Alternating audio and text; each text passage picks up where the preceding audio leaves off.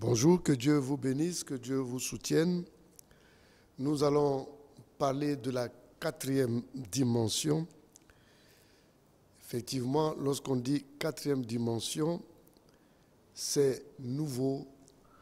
On se demande de quoi il s'agit. C'est vraiment bien d'en parler, et même très bien d'en parler. Il ne faut pas confondre la première, la deuxième, je m'excuse, le premier, le deuxième et le troisième ciel avec la première, deuxième, troisième et quatrième dimension. La quatrième dimension, c'est un état spirituel. On peut mieux le comprendre lorsqu'on s'adresse à l'infiniment petit, puisque son aspect dominant, c'est l'invisibilité.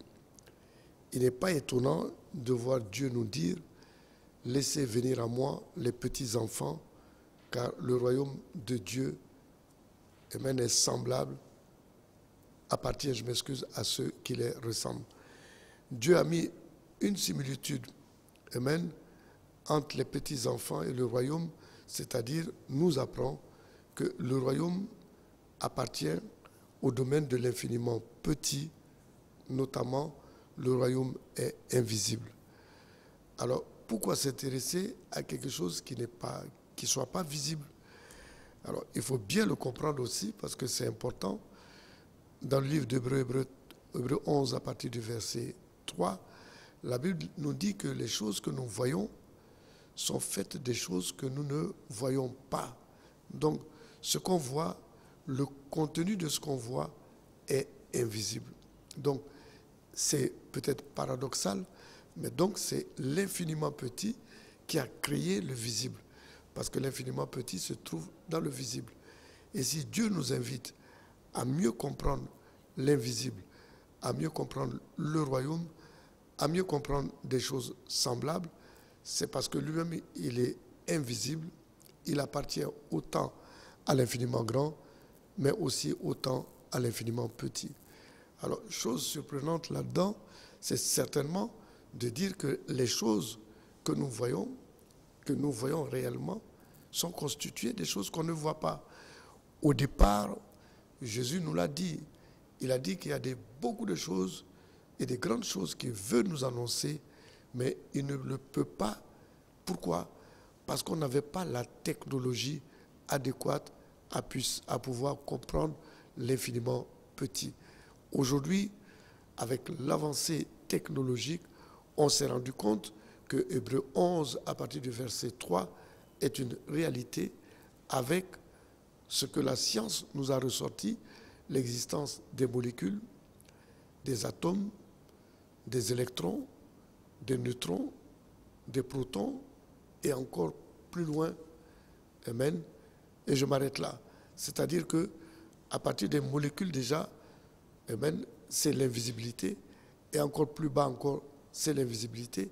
Aujourd'hui, nous sommes tout à fait d'accord avec les faits scientifiques, à savoir que les molécules, amen, sont constituées d'électrons, d'atomes et l'atome d'électrons. Et nous constatons effectivement que ce tamas des choses invisibles amène à composer les choses que nous voyons ici. La matière, tout ce qui est matière est composé de molécules et autres. Nous sommes composés de molécules, c'est-à-dire que l'infiniment petit, l'invisibilité existe en nous. Alors c'est une grande chose paradoxale, mais c'est quelque chose qui est très scientifique. Et nous constatons que la Bible est très très scientifique parce qu'il y a plus de 2000 ans, la Bible affirmait que les choses que vous voyez étaient composées de molécules, de protons, neutrons, électrons et autres. Et ça, c'est un sujet à méditer pour chacun d'entre nous.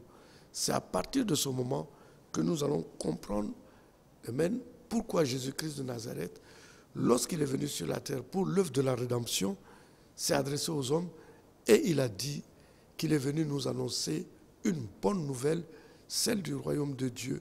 Et c'est pour cela qu'il a été envoyé. Les gens ne l'ont pas écouté, ses contemporains, parce qu'ils se disaient, bon écoute, il vient nous annoncer le royaume. Où est le royaume? Nous ne savons pas où il est. nous n'avons pas des repères et même de ce royaume, alors que nous sommes assujettis aux Romains. Nous, on pensait qu'il allait venir avec une armée, combattre les Romains, mais il vient nous parler d'autres choses qu'on ne comprend pas, le royaume.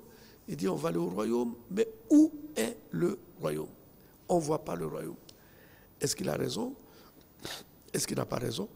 Je dirais qu'il faut repartir au départ pour comprendre et rentrer dans la pensée de Dieu. Nous allons prendre Genèse 2 à partir du verset 7. Lors de la création, il est écrit « L'Éternel Dieu forma l'homme de la poussière de la terre. Il souffla dans ses narines un souffle de vie et l'homme devint un être vivant. » Dès le départ, Dieu a soufflé. Donc, quelque chose est sorti de Dieu et est rentré à Adam lorsqu'il était que terre. Et il est devenu un être vivant. Ce quelque chose qui est sorti, amen, on nous a parlé de souffle. Mais la révélation du souffle est donnée lors de la rencontre de Nicodème et de Jésus. Nicodème a dit, Jésus a dit à Nico, le vent souffle. Il vient, il s'en va, il tourne, on ne sait pas d'où il vient, on ne sait pas où il va. Tel est l'esprit. Donc il a fait une concordance entre le souffle et l'esprit, c'est-à-dire le vent. Donc ici on comprend qu'un esprit est rentré dans l'homme. Et pour ça, on va mieux comprendre le passage de Job 33 à partir du verset 4 qui dit « Dieu m'a créé, mais le souffle de Dieu m'anime. » Donc c'est ce souffle-là qui m'anime. Amen. Donc on pourra mieux comprendre lorsque Dieu a formé l'homme de la poussière de la terre, qu'il a soufflé dans ses narines un souffle de vie, et l'homme devint un être vivant. Mais l'homme est bidimensionnel, il est fait de la terre qui est physique, et il est fait de l'esprit qui est invisible et spirituel. Donc, l'Esprit de Dieu vient de Dieu, donc il vient du ciel. Et la chair qui provient de la terre. La chair a son habitation, la chair était sur la terre. Mais l'Esprit devait avoir son habitation. La révélation, c'est que Jésus a dit, Amen, les oiseaux ont des nids, les renards ont des tanières, mais le Fils de l'homme ne sait où poser sa tête. C'était une révélation pour dire que le Fils de l'homme, l'Esprit devait avoir son habitation. Donc quand Dieu a créé l'homme, Amen, Genèse 2 au verset 7, Amen, au verset 8, on voit autre chose se faire. La Bible dit, puis l'Éternel Dieu, puis l'action suivante. Dès qu'il a créé l'homme, la Bible dit, puis Dieu, l'Éternel Dieu planta un jardin en Éden du côté de l'Orient et il mit l'homme qu'il avait formé. Ça veut dire quoi? C'est que quand Dieu a créé l'homme, immédiatement, il a pensé à l'habitation. Parce que l'esprit devait se trouver dans un lieu pour qu'il puisse s'épanouir. Voici. Et c'est important pour nous de le comprendre. Donc, dès le départ, Adam était dans une dimension spirituelle. Dès le départ, Adam était dans une dimension spirituelle, dès le départ. Ça, il faut que nous soyons d'abord d'accord avec ça. C'est ce que la Bible nous dit. Amen. C'est vrai que Adam n'a pas pu garder ce privilège. Adam a péché, et lorsqu'il a péché, la dimension spirituelle est partie. Et Adam s'est vu nu. Voici. Pourquoi il s'est vu nu? Parce que la dimension spirituelle est partie. Il y a quand même une conséquence qui est importante. Il faut qu'on en parle. Aujourd'hui, c'est là que vous allez comprendre pourquoi Dieu est venu nous parler du royaume. Parce qu'avant, lorsque le royaume était en place, nous savons, de par la science, qu'au temps zéro, La puissance est infinie. Donc, tant que Adam se trouvait dans cet environnement spirituel, l'espace était égal à 0 et le temps était égal à 0. Donc, quand Adam pensait à quelque chose, il l'obtenait parce qu'il n'y a pas d'espace-temps. Il l'obtenait immédiatement. Donc, Adam n'avait pas besoin de travailler parce qu'il n'y a pas de temps, il n'y a pas d'espace. Je veux un gâteau, je suis obligé d'aller à la boulangerie. Donc, je parcours un temps, une demi-heure ou 15 minutes, j'arrive à la boulangerie. Donc, en parcourant le trajet, ça m'a coûté 15 minutes de temps et certainement, ça m'a coûté à peu près 1 km ou 2 km pour pouvoir obtenir le gâteau. Mais dès que je prends le gâteau dans ma main, l'espace-temps est égal à 0. Donc, la possession, amen, se fait lorsque l'espace-temps est égal à 0. Voici. Et ça, il faut qu'on le sache. L'accomplissement, lorsque tout devient 1, c'est l'accomplissement. Alors que s'il n'y a pas, si l'espace-temps n'est pas égal à 0, c'est que les deux choses sont séparées. Et ça, on appelle l'état besoin. C'est mon besoin. Mais lorsque mon besoin vient dans le contenant, ça devient 1.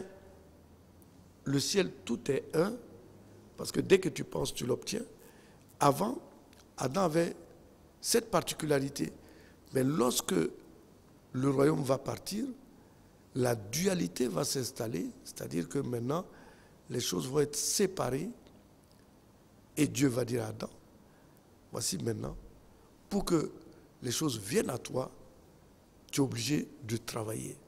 Ce qui t'empêchait de travailler, c'était le royaume. Parce que dans le royaume, l'espace-temps est comprimé, ça fait 1. Maintenant que tu as péché et que l'espace-temps est parti, tu seras obligé de travailler à la sueur de ton front.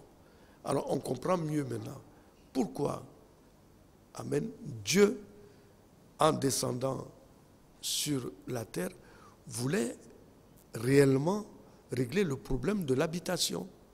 Parce qu'il faut que l'esprit de l'homme, qui est céleste, rejoigne le céleste, afin que des deux, cela soit un, comme il est mentionné dans le livre d'Éphésiens, Éphésiens 2, à partir du verset 14.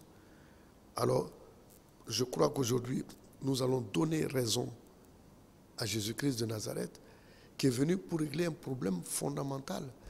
Il n'est pas venu pour régler un problème partiel, que le problème des Juifs, mais il est venu régler un problème dans toute sa globalité, la situation de l'humain sur la terre, qui doit un jour retrouver le royaume, afin que son esprit puisse pouvoir travailler à l'aise.